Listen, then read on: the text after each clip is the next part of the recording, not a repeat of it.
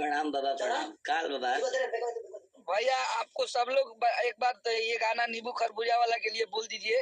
एक दिन में 3 मिलियन जा रहा है भैया। हम पटना से आ रहे हैं, हर जगह प्यार करना नहीं भी चाहूं फिर भी दिल लाचार हो गया। पहले तो जगने पे तुम याद आती थी, अब तो नींद पे भी तुम्हारा अधिकार हो गया। वाह भैया वाह। हैप्पी न्यू ईयर शायरी ट्रेन